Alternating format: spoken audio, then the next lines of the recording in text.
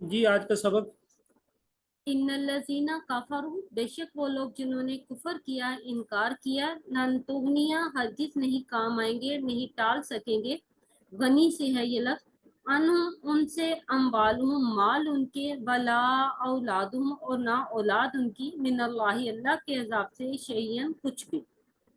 जी ये बिल्कुल जो है वो खुली और साफ वाज़ेह आयत है कि जो लोग कुफर करते हैं तो वो उनको गनी नहीं कर सकता उनका माल और उनकी औलाद अल्लाह ताला के अजाब से। ठीक है, तो इसमें मेरा नहीं ख्याल कोई बताने वाली चीज़ है, लेकिन ये रिलेट कर रही है अगली आयत से भी।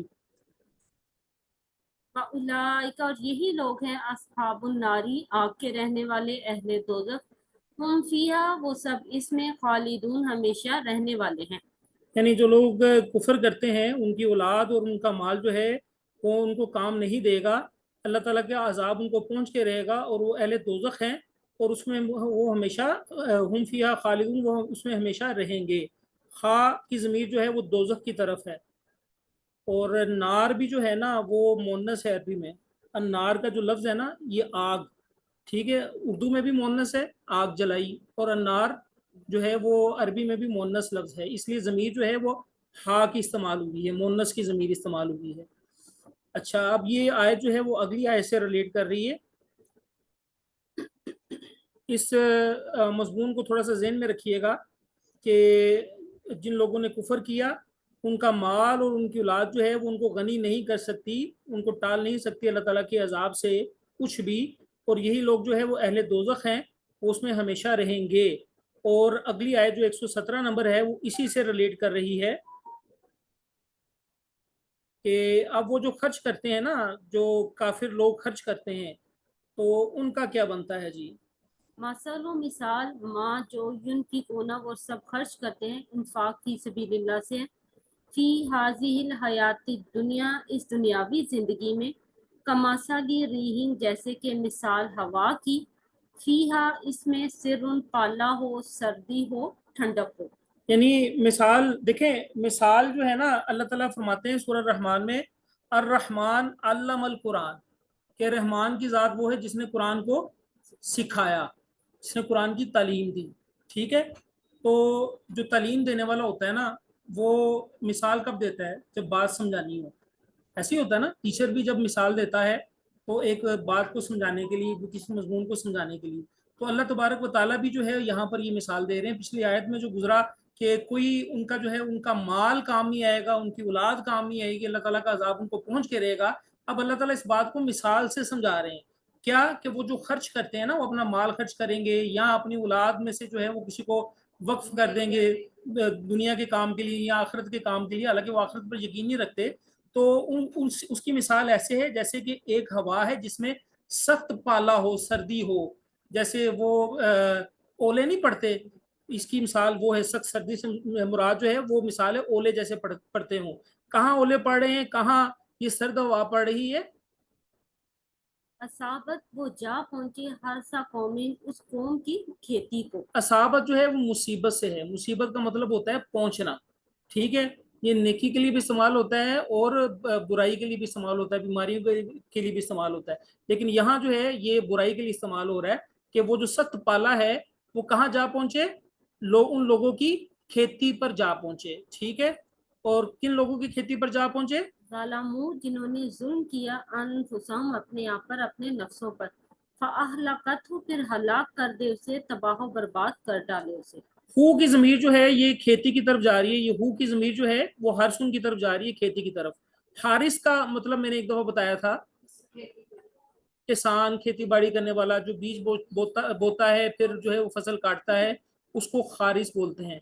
तो अल्लाह ताला यहाँ फरमा रहे हैं कि ये जो पाला है, ये जो सख्त हवा है, वो उन लोगों की खेती पर पहुंची और वो जो है वो तबाह बर्बाद हो गई। फिर आगे क्या फरमाया जा रहा है। वमा, और नहीं, ज़ालमहुमुल्लाह, जुल्म किया उन पर अल्लाह ताला ने, वलाकिन, और लेकिन, अनफुसहम, अपने ही नफ्सों पर, अपने जान पर, यज़लिमून, वो खुद जुल्म कर रहे हैं। अच्छा, अब अल्लाह ताला फरमा रहे हैं कि अल्लाह ताला ने उन पर जुल्म नहीं किया बल्कि वो अपनी ही जानों पर खुद जुल्म कर रहे हैं। अच्छा, पहले तो ये देखें, थोड़ा सा इसको ना पिक्चराइज करें कि आप एक ऐसे मुकाम पर खड़े हैं जहाँ एक खेती जो है वो लहलहा रही है और पूरे अरूज को पहुंच चुकी है। ठीक है, اور پھر اچانک کیا ہوا, اچانک ایک تیز ہوا آئی جس میں سے جو ہے وہ ٹھنڈک تھی, اولے تھے, اور کھیتی پر پڑے, اور کھیتی جو ہے وہ ساری تباہ و برباد ہو گئی. یہ ایک پکچرائز جو ہے وہ ایک مثال اللہ تعالیٰ نے دی ہے. یہ ان لوگوں کی مثال ہے جو خرچ کرتے ہیں لیکن انہوں نے کیا کیا ہوا, اپنے جانوں پر ظلم کیا ہوا ہے. ٹھیک ہے, اور بیسیکلی دیکھیں کسی بھی چیز کی ایکسیپٹنس کے لیے اللہ کے ہاں 3 چیزیں ضروری ہیں. ایک روز آخرت اور اللہ پر ایمان. ٹھیک ہے, یعنی اللہ پر ایمان لانا اور روز آخرت پر ایمان لانا. پھر وہ جو خرچ کر رہا ہے نا, وہ خرچ کر رہا ہے اللہ تعالیٰ کی خالص رضا حاصل کرنے کے لیے, ریاکاری کے لیے خرچ نہیں کر رہا. اور تیسری چیز کیا ہے کہ وہ جو خرچ کر رہا ہے نا, وہ قرآن و سنت کی اتباع کے مطابق خرچ کر رہا ہے. یعنی جہاں خرچ کرنے کا اللہ کے رسول نے حکم دیا ہے وہاں وہ خرچ کر رہا ہے. ٹھیک ہے, یہ 3 چیزیں ضروری ہیں. ٹھیک ہے, پہلی چیز کیا ہے, اللہ پر اور روز آخرت پر ایمان وہ لاتا ہو.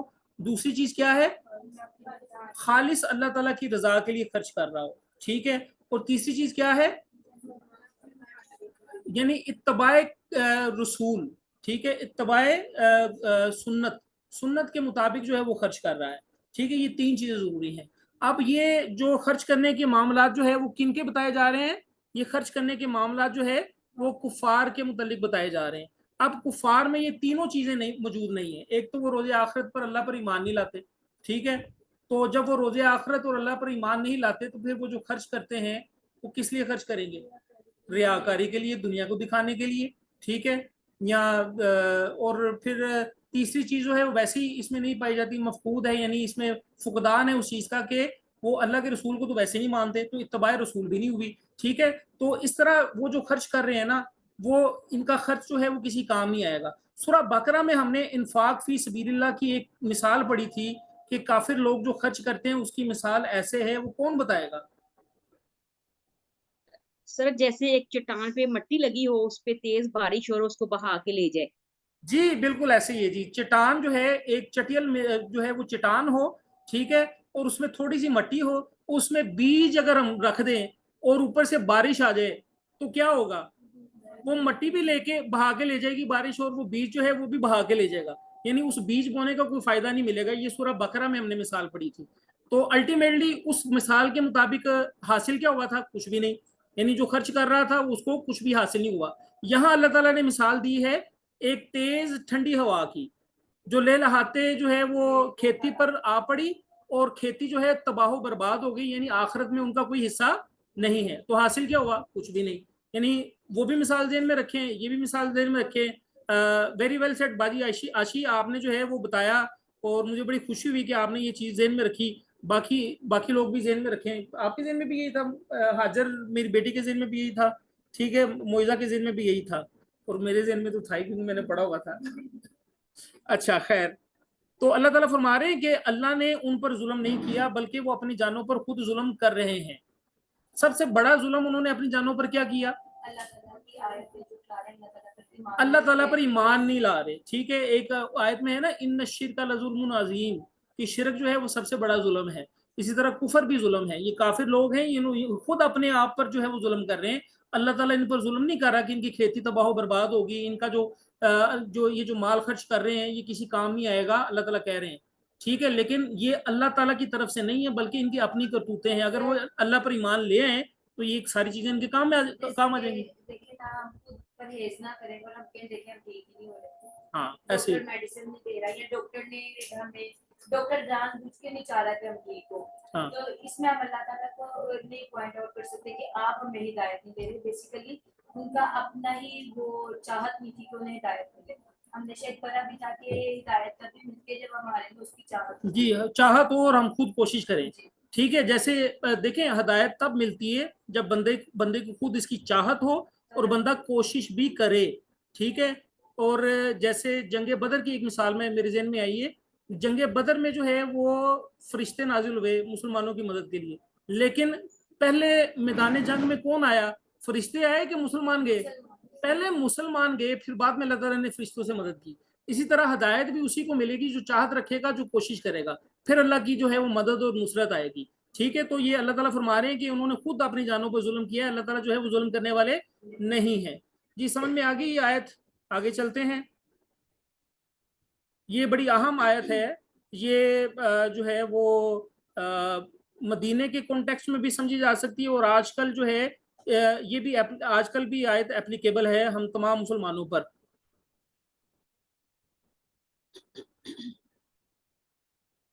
یا ایھا الذین آمنوا، اے لوگو جو ایمان لائے ہو، لا تتخذوا، نہ تم سب بناؤ، بطانتاً رازدان، من دونکم، اپنے سوا، یعنی اپنے مسلمان بھائیوں کے سوا، لا یعلونکم، نہیں وہ کوتاہی کریں گے، نہیں کوئی کسر چھوڑیں گے تمہیں، خبالاً، خراب کرنے کی، نقصان پہنچانے کی. ودو، چاہتے ہیں، محبت سے ہے یہ لفظ. ودو ما انتم، یہ کہ تم سب مشقت میں پڑو، مصیبت میں پڑو، تمہیں تکلیف پہنچے. اچھا، اس آیت کا کانٹیکسٹ جو ہے وہ کیا ہے؟ دیکھیں اصل میں نا بیسیکلی آپ کو پتا ہے کہ اوس اور حضرج دو قبیلے تھے انصاریوں کے، انصار کے اوس اور حضرج یہی تھے دو. اوس اور حضرت جو ہے وہ دو قبیلے تھے. وہ ان کی جو ہے نا وہ بیسیکلی یہودیوں کے ساتھ ان کی دوستی تھی اسلام لانے سے پہلے. اوس قبیلہ جو ہے وہ ایک اور یہودی قبیلے کے ساتھ جو ہے وہ اٹیچ تھا، اور حضرت قبیلہ جو ہے وہ کسی دوسرے یہودی قبیلے کے ساتھ اٹیچ تھا، اور دونوں آپس میں لڑتے رہتے تھے. ٹھیک ہے، اب جب وہ مسلمان ہو گئے، مسلمان ہونے کے باوجود بھی انہوں نے اپنی دوستیاں نہیں چھوڑی، یعنی یہودیوں کے ساتھ جو ہے وہ دوستی انہوں نے رکھی. اور اللہ تعالیٰ یہاں پر ان کو منع کر رہے ہیں کہ اے ایمان والو جو ہے نا اپنے سوا، مسلمانوں کے سوا کسی دوسرے کو رازداں نہ بناؤ.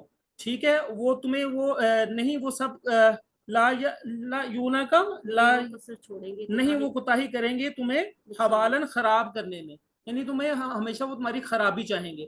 دیکھیں ان کی جو ہے نا وہ سیاست اور معیشت جو ہے وہ جگمگا رہی تھی اسلام لانے سے، اسلام کے آنے سے پہلے مدینے میں. جیسے ہی وہ مسلمان ہوئے تو ان کا اسلحہ بکنا بند ہو گیا، ان کی معیشت جو ہے وہ بند ہو گئی، ان کی سیاست جو ہے جو چمک رہی تھی وہ ختم ہو گئی. تو اب انہوں نے کیا کیا، انہوں نے جو ہے جو مسلمان ہو چکے تھے انصاری، وہ جب یہودیوں سے ملتے تھے نا تو وہ یہودیوں کو کہتے تھے کہ اصل تھوڑے دوست ہے.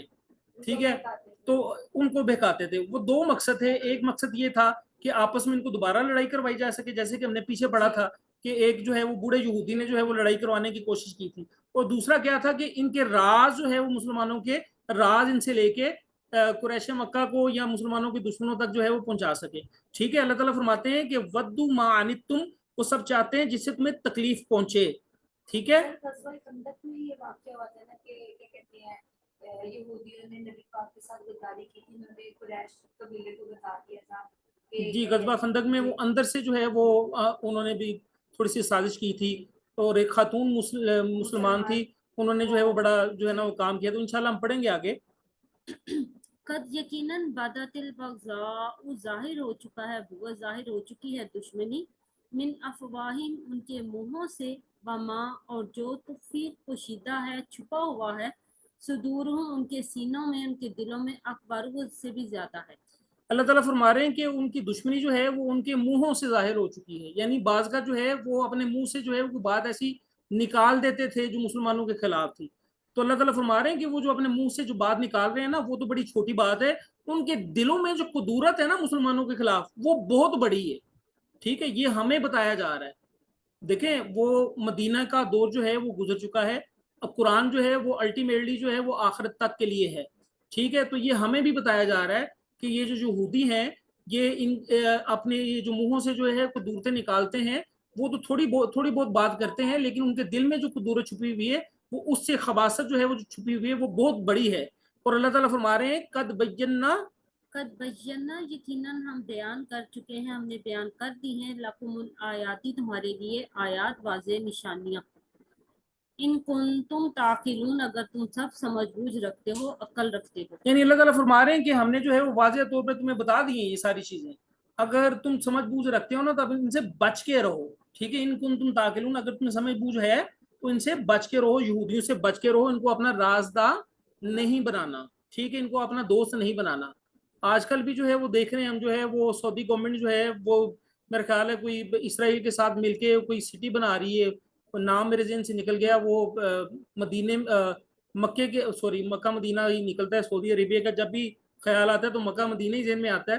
خیر وہ سعودی عربیہ کے اندر انہوں نے کوئی سٹی بنائی ہوئی ہے، تو آرٹیفیشل انٹیلیجنس استعمال کر رہے ہیں اس سٹی میں، اسرائیل کے ساتھ مل کے کوئی بنا رہے ہیں وہ سٹی، وہ اور پتہ نہیں کیا کریں گے یہ وہ. سر میم اس کے علاوہ بھی کیا کہتے ہیں شروع سے یہودی مسلمان کے خلاف جیسے کیا کہتے ہیں انہوں نے ہمیشہ سازشیں کی ہیں، تو ان کے ایک سازش یہ بھی تھی کہ مسلمان عورتوں کو ان کے دین سے دور کر دیا جائے، کیونکہ جب یہ دور ہو جائیں گی تو ان کے گھروں میں ایمان نہیں رہے گا، وہ نہیں نام چلے کوئی بات نہیں، انشاءاللہ ہم اس کو دیکھ لیں گے آگے، چلیں آگے چلتے ہیں.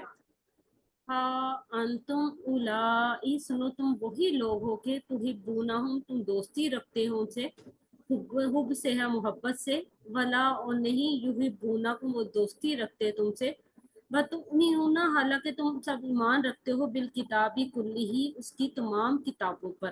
جی اللہ تعالیٰ فرما رہے ہیں کہ جو ہے وہ تم جو ہے وہ ان سے دوستی رکھتے ہو، ان کو پسند کرتے ہو، ان سے محبت رکھتے ہو، ولا یحبونکم، لیکن وہ تم سے محبت نہیں رکھتے، وہ تم سے دوستی نہیں رکھتے، وتؤمنون بالکتاب کلہ، حالانکہ تم تمام اللہ تعالیٰ کی ساری کتابوں پر ایمان لاتے ہو.